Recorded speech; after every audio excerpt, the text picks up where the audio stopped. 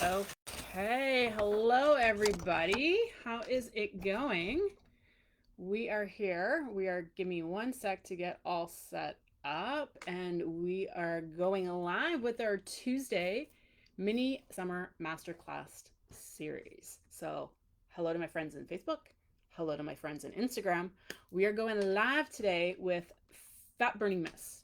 So, we want to cut through some of the fluff and answer some of the common myths around fat burning. And that's what we're going to do on today's video. So let's start off with fat burning foods. So, common things like there's these magical lists of foods that if you eat them, you will burn fat. I'm going to call BS on most of the fat burning foods. Okay. So, I'm going to call BS that if you magically eat oatmeal, you are going to burn fat. I'm going to call BS if you magically have some matcha tea, you are going to burn fat. Now, what does have merit with these common lists of fat burning foods that if you look at them, and I'm going to dive in more into it in this video, if you look at the list of fat burning foods, what they have in common is great sources of protein, usually lots of vegetables, often green leafy vegetables, complex sources of carbohydrates, foods rich in nutrition, foods rich in vitamins and minerals. So, if we use those lists of things that are often purported as fat burning foods, if we make those the focus of what we're eating on a regular basis, will you come into a different state in your body with how much fat your body is holding? Probably. Probably. So if you look at any of the fat burning lists, my recommendation would be to not just pick one thing on that list and be like, oh, I'm just going to eat a serving of broccoli every day and I will magically lose fat. Instead, pull back and look at that list and be like, okay, what's that list actually telling me? And how can I incorporate more of these into what I am doing? So I personally don't believe that there's any magical single fat burning food. However, there's very good things that we're going to talk about to set yourself up for if you're in a situation that you want to burn fat. Okay, so often we talk about weight loss. What that actually is we're saying is we have extra fat on our body that we don't want, and we want to burn that, right? We want to burn that. Well, what does burning that even mean? It means using that as a fuel.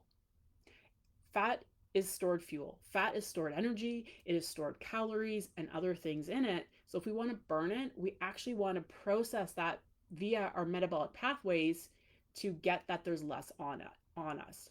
And the reason why I'm talking about this today is because it's so important for our long-term health. I don't talk about burning fat so that you can be a size 2 bikini model. Okay? I don't talk about burning fat so that you can show up for a one-time event and then going back to eating how you were eating before. We want to limit the extra fat on our body because we know the very real risk of having extra fat on our body. We call it adiposity, having too much fat. If someone's body has more fat than is ideal, and they're having trouble losing it, it's usually because there's inflammation, there's hormonal imbalances, and there's a toxic load upon that body. Okay, back to some of the myths. Some of the myths is that you need a magical fat burning supplement. Do I need a magical fat burning supplement to burn fat? No, you don't. You do not need a magical fat burning supplement. And in fact, most things labeled to help you burn fat or to shred fat, and they have pictures on the bottle of like these crazy six-pack abs that are just fitness models. A lot of those actually have very potentially harmful ingredients. Some of them are, just a caffeine load, but some of them are actually not healthy for you and can increase your heart rate, can increase your blood pressure. And again, on their own, aren't going to help you long term. This used to drive me bonkers when I used to work as the pharmacy manager in a Walmart. So we had, the fitness supplements were in my zone. And so people would ask me all the time. They'd pick out the thing and they'd be like, will this work? And I would tell them, okay, this might help you. While you take this, you might lose 5 to 10 pounds, but as soon as you stop taking it, guess what? You're going to put the weight back on unless you change what you're eating, unless you change what you're doing in your life. And so basically, I would discourage someone from purchasing the supplement, but then they would just go buy it anyway. Because why? Because we all want a quick, easy fix. And it just like, it would blow my mind that people would spend $40 over and over and over again on this bottle, but then still go buy a bag of chips to eat, right? So I don't believe there's any magical fat burning supplements. Are there things that are helpful for you balancing blood sugar and for making sure you have the right vitamins and minerals so that your thyroid hormone is working? Absolutely. But be very wary of anything that's purported to be of like a supplement that's magically going to help you burn fat. A couple other myths that we're going to cover today is low fat foods. Okay, low fat foods. Well, if I want to lose fat, if I just have low fat foods, if I just don't eat fat, I'll burn fat. Not necessarily true, because a lot of commercially available, highly processed low fat foods, if they're labeled diet, they're labeled low fat, a lot of them have added sugar to make them taste better. A lot of them have extra salt. A lot of them are heavily processed, so they might have chemicals and preservatives, which we'll find out is a toxic load on the body. And even worse is if they have things like aspartame or other artificial non-nutritive sweeteners in there. So just having low fat foods, is that going to help you lose fat? Not necessarily, especially if the focus is just low fat foods and not increasing health. Other common myth is I need to be keto, or I need to eat a lot of fat to lose weight and to burn fat. Like, this one just doesn't make any sense to me at all. That if I want to lose fat, why would I be putting more than my body actually needs? Right. And so I'm talking about, yes, we need healthy fats. We need omega-3s. We need our salmon. We need our nuts. We need our healthy fats. But keto diets, really high fat diets, people promoting high doses of things like coconut oil or MCT oil, to me, it still doesn't make sense of why we would want this really high amount of fat if our goal is actually fat loss. Because as women, a lot of times our livers are already clogged up and our hormones are influencing how we're storing fat. So don't worry, stick with me. I'll be sharing how we can start to unlock our body's natural ability to tap into the fat stores we have on our body. But increasing the amount of fat purposely, like going keto, really, really high levels of fat, I don't feel that's the best way if we want healthy, sustainable fat loss over the long term. Artificial sweeteners. Well, if I just go on diet food and I switch to everything diet that's super low cal, I'll lose weight, which means I'm burning fat, which means I'm using my fat stores, which means I'm burning that up. The research actually shows that people who consume non-nutritive sweeteners, so things like aspartame, on a regular basis actually have an increased body mass index. The research shows that the non-nutritive sweeteners, the aspartames of the world, increase rates of cancer. We know they're neurotoxic. They're not good for your brain. They're not good for your gut.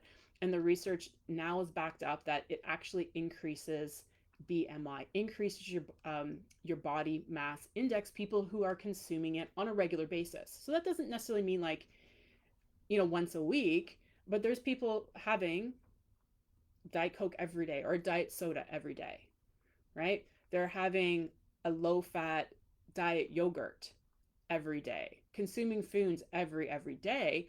There's many people doing that. So look at the foods you're eating. If it has artificial sweeteners, and if you're consuming them every day and struggling to get into a place where your body is burning fat, that could be one of the common things holding you up. And that is something that the diet industry has led everyone astray. A myth. Okay, we're doing fat burning myths. If you just pop it on, we're doing fat burning myths today. So a myth is that you can target fat loss in specific areas. So this is a myth. You can't necessarily target fat loss in specific areas. And many people will point out, we're really good at pointing out the things that we don't like about our body, right? Oh, well, this or this or this, whatever it is, we all have those things. And when it comes to body composition and how we look and how our clothes fit, so many people say, oh, I wish I could just lose weight here. So the reality is, if we get into fat burning mode and we're actively burning fat, it's going to be an even distribution throughout the body. And yes, ladies, that often means your boob size might go down. Sorry, not sorry. Why? Because it's mostly fatty tissue. However, there are a couple instances where you might notice more changes in one body part of the area. Depending on what hormones are going on in your body, how your body's clearing those hormones, what hormones are dominant, that can dictate where your body preferentially stores fat. Let's talk about estrogen for an example. So, someone who is estrogen dominant, their body's not clearing estrogen appropriately, that woman usually will store extra fat around her hips, buttocks, thighs area, right? That's the classic pear shape of an estrogen dominant situation. Now, if we address the estrogen dominance for that woman, she might experience what seemingly is more of a fat loss in a certain area. But it wasn't so much the fat loss in that certain area, and that will happen over time, is we're changing her hormonal milieu to be more beneficial for our body. So sometimes where we store fat is actually a messenger of what's actually going on with us hormonally under the skin, right? So estrogen dominance, that if you know you're that pear shape, that's an estrogen dominant situation very commonly for a woman. So knowing that can tell us why someone might be storing fat in a certain area, and then we can work with that. Okay. But can you specifically target, all right, I'm going to do this exercise and it's going to like blast fat in this area. I'm going to do a belly blaster workout. There's no such thing, right? There's no such thing as a belly blaster workout. You might be burning after.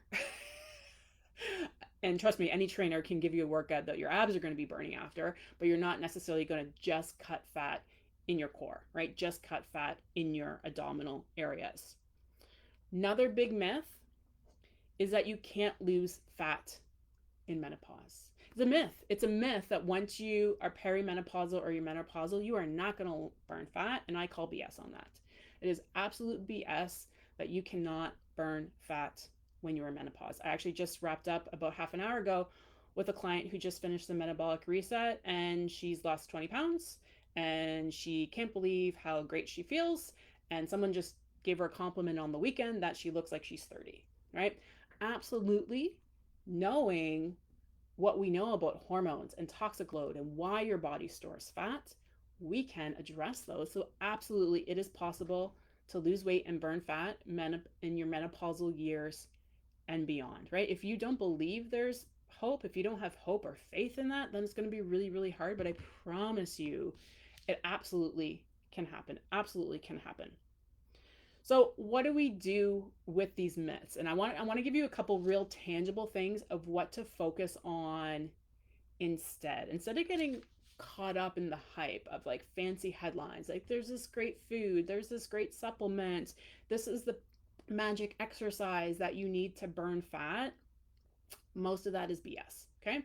Because not one single thing brought you here, right? It's not that you just didn't have this magical core exercise that brought you here. So it's going to take a couple of things interplaying to get you to where you want to go, right? If fat loss is one of your goals, right? If fat loss is one of your goals, where are you? You know, ask yourself that honest question. Am I of a healthy body weight and composition? Amazing. Use the information in this video to keep healthy and keep going and keep doing what you're doing. If you know that you have extra adiposity on your body and you know it's affecting your health, feeling tired, inflammation, aches and pains, headaches, you feel the lethargy, you feel that it's affecting your health, then we want to look at how can we shift and adjust this? How can we release 5 pounds of fat, right? There's definitely ways to do it. So What we need to do instead, right? Maybe we'll back up for a sec. And usually if we want to burn fat, right? What do we think we need to do? We think we need to eat less and exercise more. No. Usually that is not what needs to happen. First thing we need to do is address stress. And often the exercising more is causing more stress on the body than the body can deal with, right? Especially if you're 40, 50 or beyond, or you've just had a baby, or you know your hormones are jacked. The extra stress from doing the wrong type of exercise is going to actually be more detrimental to your body than anything else. So when we're stressed, the body is thinking it needs to save you. So let me give you an example of this, because this was my life in my 30s. I used to run triathlons. So what did I do? I would wake up at 6 in the morning and go for a run. So I would start the day with my cortisol jacked up.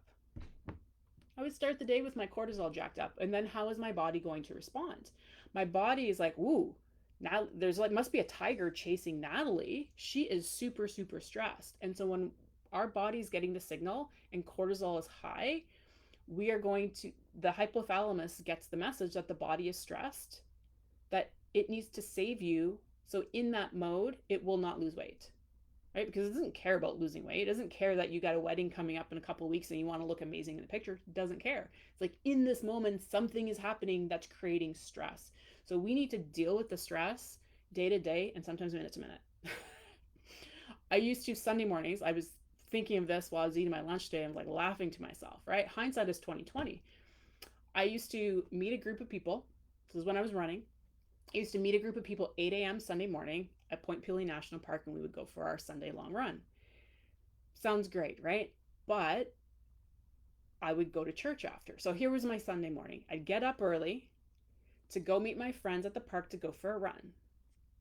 Usually we would run for about an hour. The whole time I'm looking at my watch. Anyone who's a runner knows you're looking at my watch. What's my pace? Because I know I got to be back at my car by 9 for the next thing. So is that run nice and enjoyable? Now, I usually was running with my friend Jen, right? So we usually had great conversations. And I love the scenery where we're doing, but it was like on pace, got to keep up. Like there's this internal competition. And then I rush home, shower, pray the husband had the kids ready for church. Usually I'm like, usually they're not, or the kids aren't cooperating. And it's like, let's go. We got to get to church. We got to get to church on time. And so, what is my Sunday morning? Like the first hour of my Sunday morning, like the first few hours is nothing but stress on what should be a rest day. So, looking back, it's like, man, it's no wonder my adrenals were screwed. It is no wonder I kept, while in the phase that I was working out the most I ever had in my life, I was gaining weight, right? Because I had the wrong hormones running rampant. Cortisol was high. I didn't have rest and recovery. So, in that mode, my body was responding with inflammation. My body was responding with waking up stiff and sore every morning. So, we need to actually usually slow our pace down.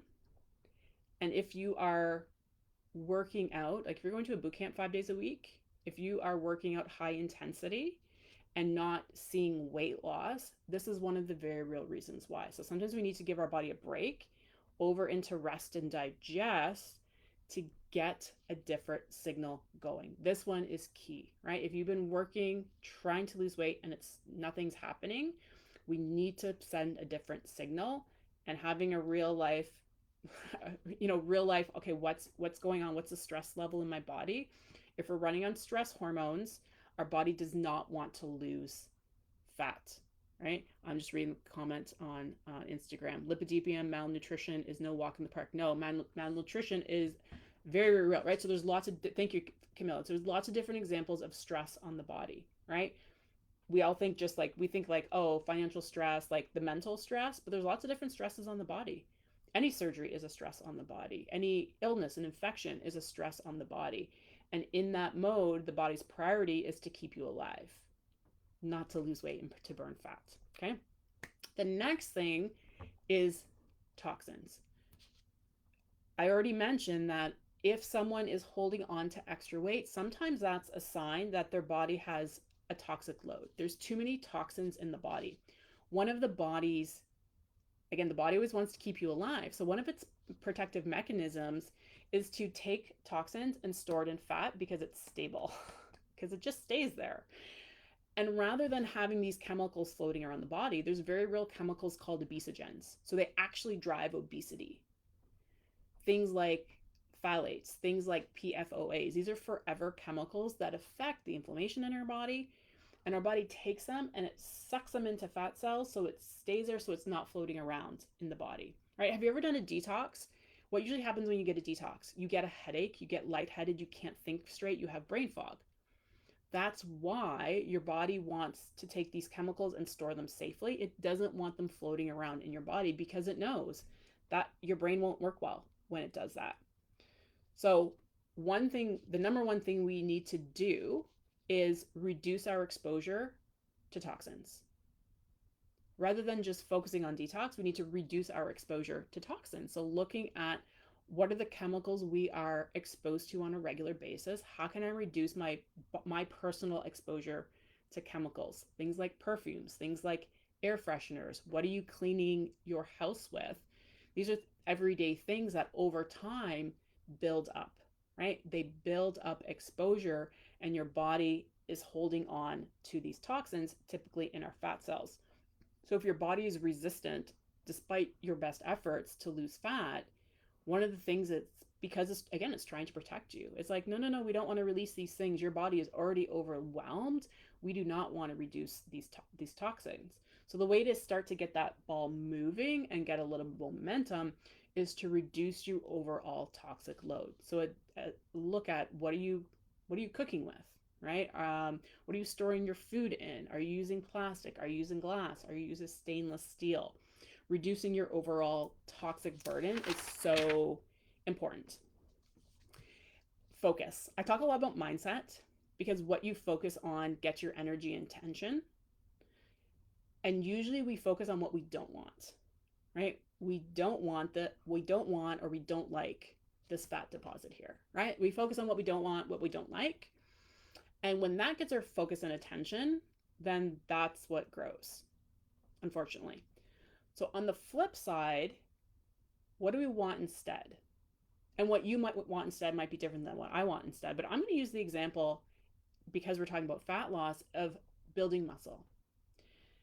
If you flip your focus on what you do in a day and a week to building muscle, I promise you over time your body composition will change for the better. And what you focus on to build muscle, which ladies over the age of 40, you need to be doing strength training. You need to be focusing on your lean muscle. What are we going to do to build our lean muscle? Well, number one, we're going to eat lots of lean protein, and you're going to need to be doing strength training. So if you're doing those in the right quantities for you, which might be different than me, right? Eating enough protein for you, doing enough the strength exercises for you, are you going to build muscle? Yes. And if you're not, maybe there's other things going on under the hood. But if your focus is building muscle, by default, your body composition will get better. Okay? So let's shift from what I don't want, what I'm not happy with, to what do I want, right?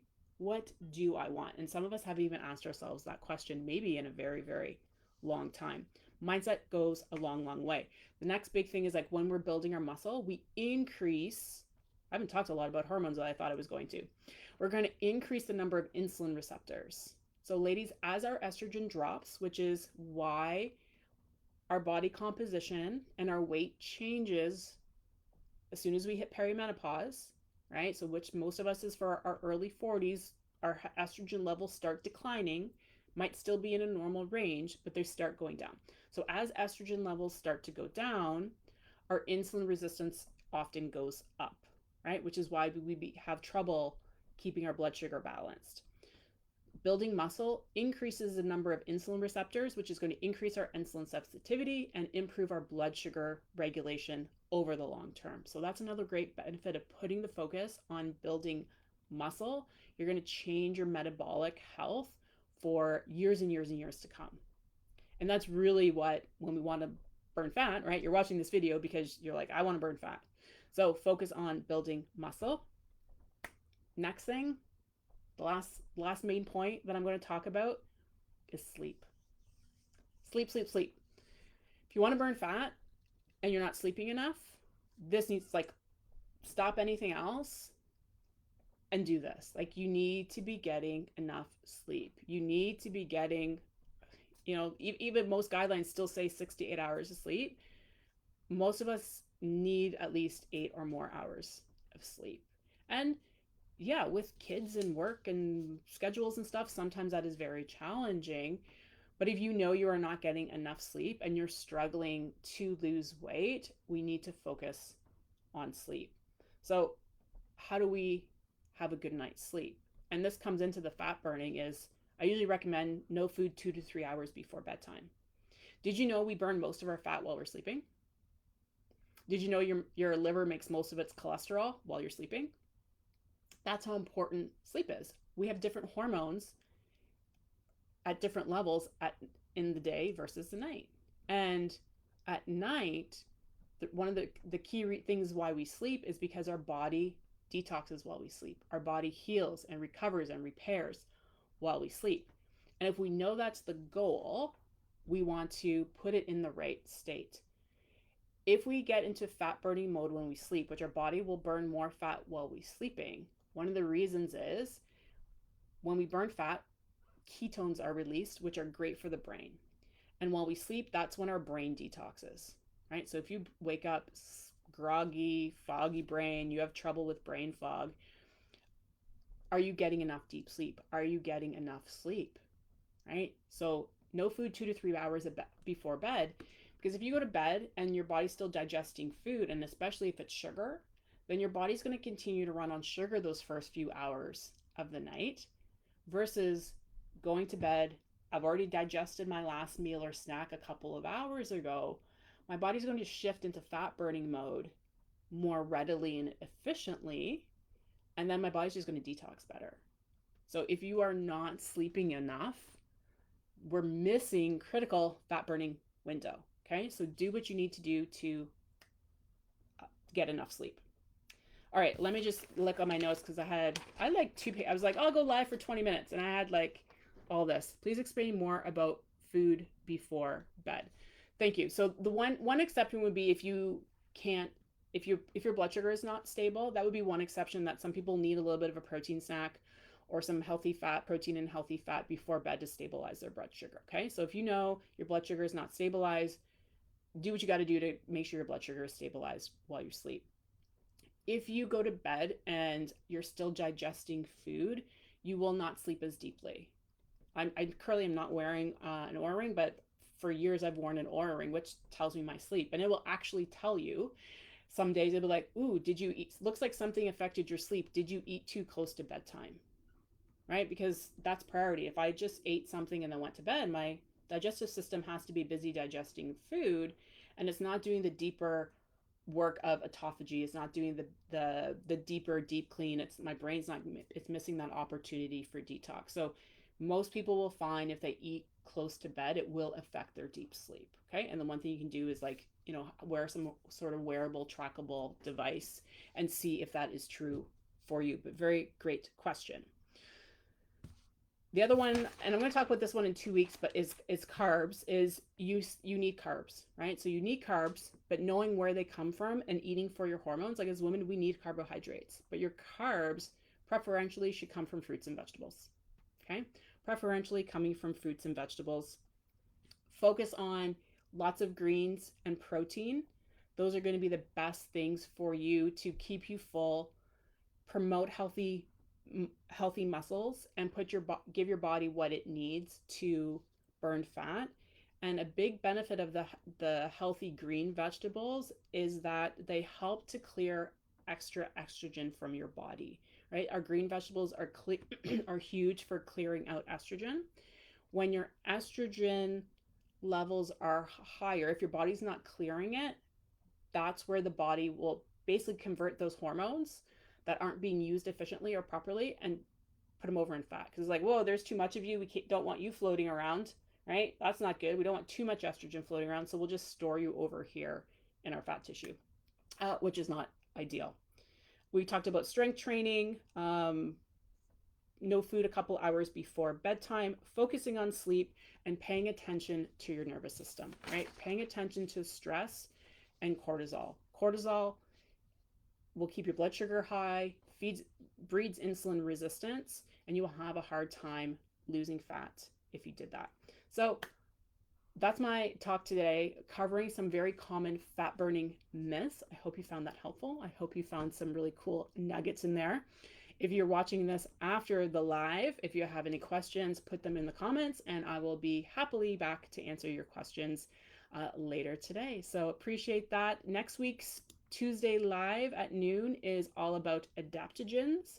We'll be going live at noon Eastern next Tuesday with that. So I hope you tune in then. Have a great day, everybody.